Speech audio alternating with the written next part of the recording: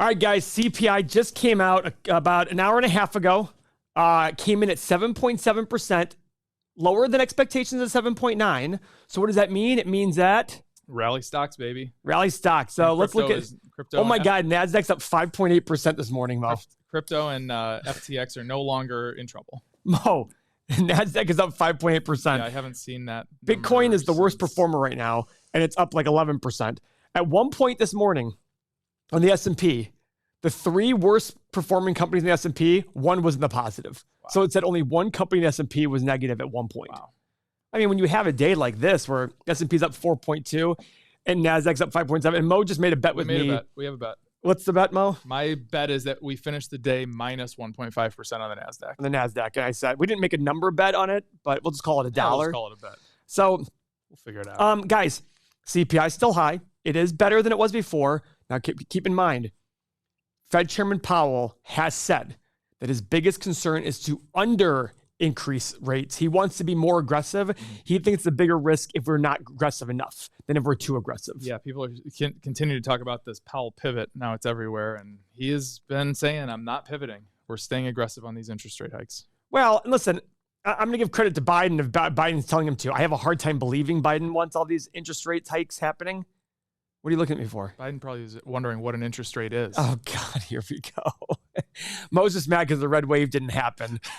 True or false, Mo? No, it didn't happen. True or false, you're just mad about that. No, I'm actually not. We can get into that, but let's not. Get into that. All right, so what is CPI? What does this have to do with things? Well, people like CPI being lower because costs are coming down, and they feel like, okay, we're less likely to increase rates. Rates are going up. Yes. Rates are going up from here. It's just a question of, are they going to be more or less aggressive? This is definitely a good sign for the idea that rates might go up only 0.5% versus 0.75, or maybe 0.25 versus 0.75. I don't know.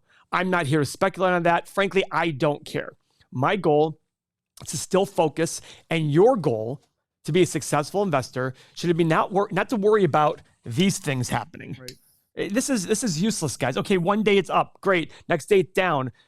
To me, the biggest signs right now are the fact that the NASDAQ, tech-heavy NASDAQ, is down for almost 40%. Well, now it's down like, it's even probably for the year after today. No, it's down over 30%.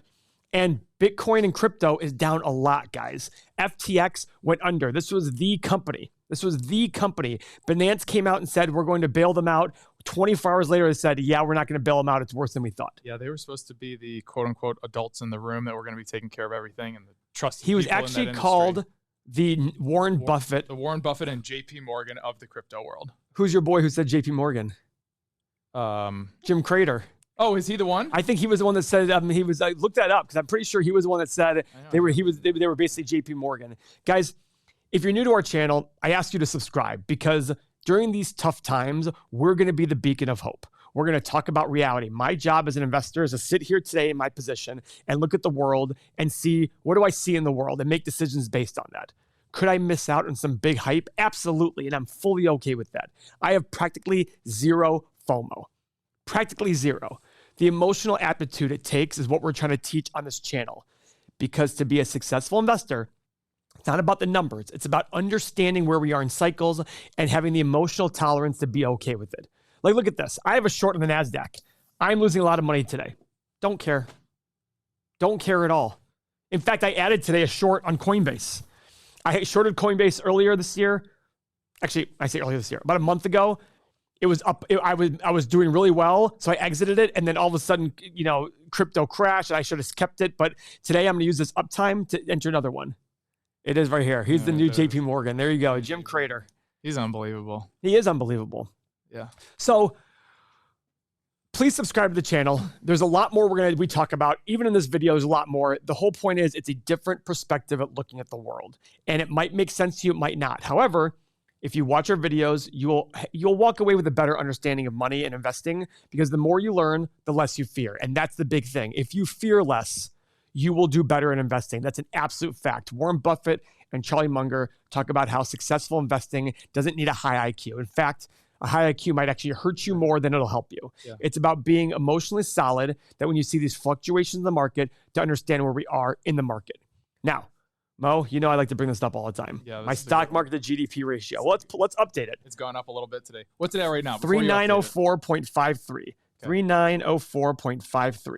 We are currently 63.8% overvalued based on history going back to 1929. Now, guys, the stock market GDP ratio is considered the most reliable metric at any given moment on where valuations stand in the market.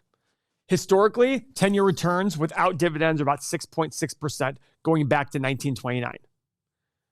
When we are overvalued, they average 2.3%. When we're undervalued, 9.3%. Now, this makes sense. When they're below the average, you're going to make more money, right? Because you're paying less. When they're over, you're going to make less money. Here's the scary part. We're at 63.8%. When you're 30% overvalued or higher, the average is negative 0.1%. Again, this does not include dividends. But I want you to remember, from where we stand today, my view is the next 10 years are probably not going to be the best. However, this is how the next 10 years will probably go in some fashion. Right? Yep. So if you keep dollar cost averaging along the way, you can still make money even if stocks are flat because you'll average paying this, right? And you'll still end up with profit. And that's the goal here. Dollar cost average for the majority of your money. But if you want to separate some money for individual stocks, this is the place to be. All the more reason to subscribe. Do we have investments that are down a lot? Absolutely. And they will probably go down further. But we buy based on fundamentals. And we also avoided the 90 to 100% drops in stocks. Mo's laughing because you should go back to our videos from a year and a half, 2 years ago, when people were saying to us, you guys are idiots. You don't get disruption. You don't get it. And all those stocks are down 90+%. Yeah, it's actually quite amazing. It is quite amazing. Yeah. Calling people, and I'm okay calling people out. Because if you don't have a process, I can understand if you have a right process and your result ends up poor. Okay, doesn't bother me. You had a good process. It's not going to work out all the time. But when you have no process and you're just chasing investments like Palantir at $45, Tattooed Chef, Workhorse, Neo, Nikola, Peloton, Carvana, and you're just chasing these things. The stock price goes up, you have to buy it. That's called recency bias. You're sitting there saying, well, because it went up, it's the right move. I'm going to keep buying more or I'm going to stick with it. We look at valuations at any given point. Okay. And I'll always tell you, like, even in the future, when I buy great stocks at great prices, they'll eventually go overvalued. I might sit there and say, hey, I'm going to keep it because I don't have anything else to buy, but the stock is probably overvalued here. That's going to happen. But if you have the right process, you'll do very well over long periods of time. And that's what we're trying to teach. The right process and the right mindset and the right emotion to be able to handle things. CPI being 7.7% doesn't affect me one bit. Just like if it came in at 8.1, I wouldn't have cared. I would have liked it because I have a short on the market. It probably would have gone down, but I believe the market's going to do what it's going to do no matter what CPI came in at today. We still have to bleed out this valuation, this overvaluation. Most sold puts yesterday on Tesla at prices that are $50 a share. Yeah.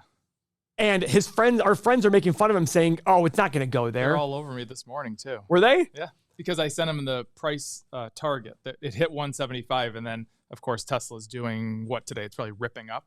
Yeah. And they're like, well, what happened to your price target now? I'm like, well, just going to get alerted again.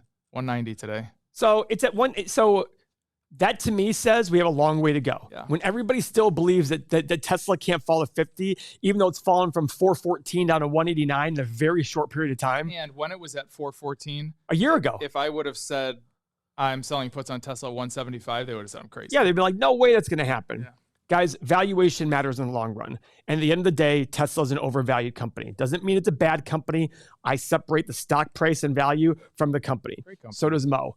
I can't wait to buy my list of 15 or 20 companies that I love, and only one is really in my price range right now. Mm-hmm. Look at Apple. Look at Microsoft. These are still companies that have a lot more to fall for me to buy them. But when I buy them, I will buy them aggressively, even as they fall, because it's impossible to pick the bottom.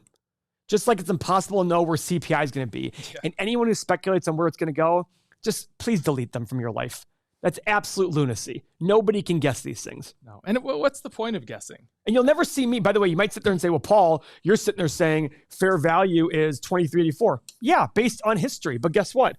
As you've seen it go up over time, I don't know when it's going to fall and what it's going to end up at. All I know is based on where we are today, 3904, and where fair value is, I don't remember a time in history where fair value jumped up to this level in a short period of time to justify it. I don't think it's ever happened in history. So I sit there and say, hey, it means in the next 10 years, things are probably not going to be as good as they were last 10 years. I'm okay with that. I just got to be patient. Yep. So if that makes sense to you, you're one of the lucky people. If you're here watching this video this far, it means you value learning and understanding how things work. You need to subscribe to the channel. Keep watching. We do 2 or 3 videos a day. We have over 1,900 videos. Mo talks about trading. He talks about value. And most importantly, talks about options and all the people in our community who are making a lot of money on options. Thank you very much for your time. And hopefully CPI comes in at 1 billion%. Just kidding.